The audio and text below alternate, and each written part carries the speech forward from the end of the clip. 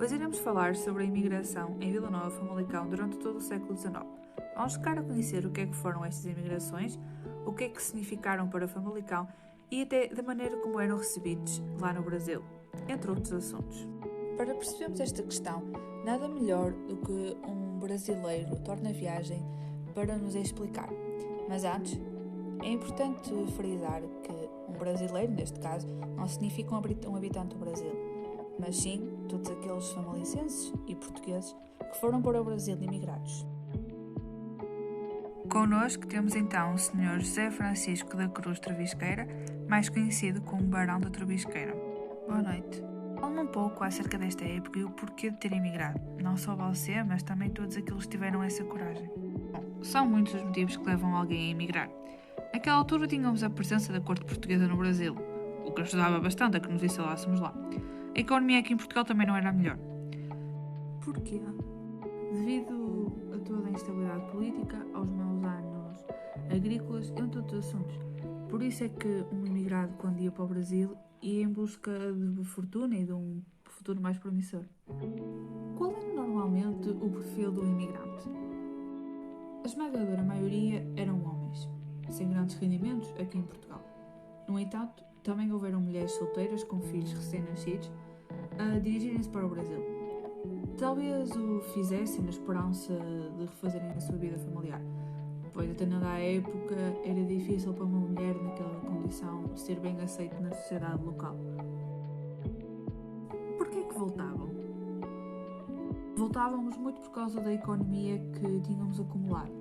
Quando voltávamos, aqueles que tinham conseguido juntar uma boa quantia de dinheiro, porque não eram todos, abríamos negócios, construíamos casas, acumulávamos propriedades, tentávamos sempre ocupar altos cargos políticos na sociedade e, além de investirmos em nós, investíamos também na cidade, no meu caso na cidade de Famalicão.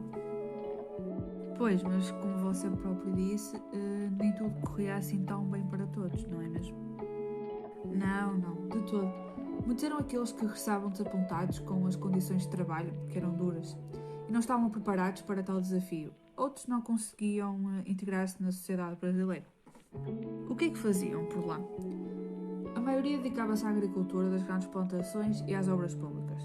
Outros eram comerciantes, negociantes, marinheiros, alfaiate, proprietário, criada, barbeiro, padeiro, ama de leite, entre muitos outros trabalhos. Qual é o impacto de todo este fluxo migratório para Famalicão? Bom, todos aqueles que partiam tinham como objetivo fazer fortuna, mantendo, contudo, os laços com a terra natal, enviando remessas de dinheiro, o que ajudava bastante nas contas públicas. Quais eram as vantagens que a imigração podia trazer para cada imigrante? A subida de salários, um alargamento dos horizontes a nível pessoal, iniciativas económicas e sociais, a ascensão social através do dinheiro, entre muitas outras. Como é que era a vida lá no Brasil? A vida não era fácil lá. Há vários testemunhos de brasileiros que comprovam isso mesmo. Por exemplo, o Sousa Fernandes. Sempre se mostrou, apesar de ter emigrado, um defensor da contenção da imigração. Afirmava ser um capital que perdemos e que desfalca por igual o nosso património e a nossa renda.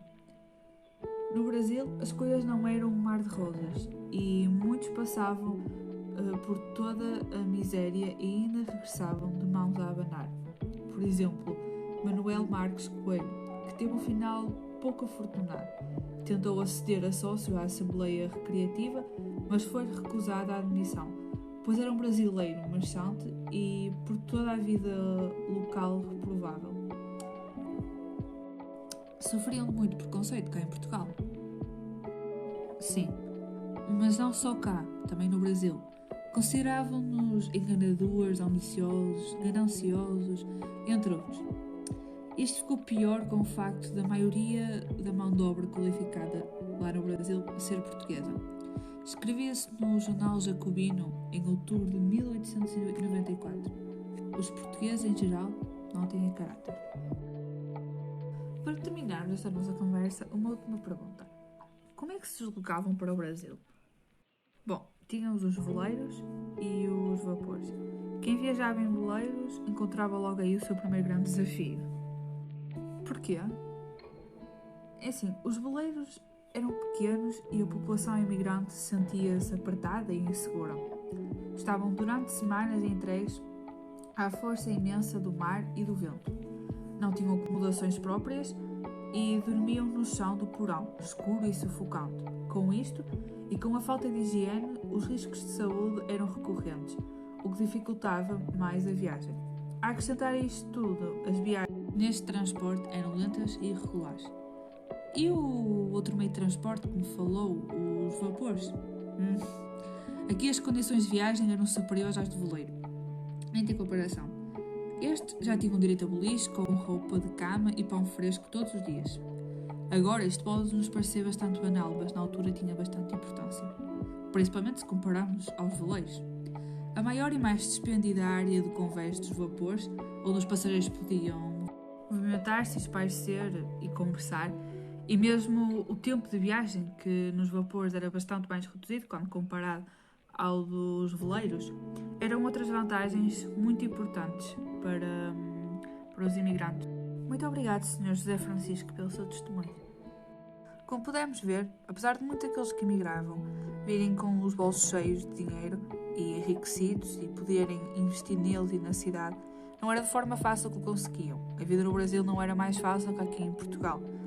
Eles tinham que passar por situações muito complicadas e duras, mesmo o trabalho, não estarem habituados ao clima do Brasil, entre outras coisas. E mesmo o preconceito que sofriam, não só aqui em Portugal, mas também no Brasil. Contudo, não desistiam e lutavam por um futuro melhor. E por isso conseguiram enriquecer e mudar as suas vidas.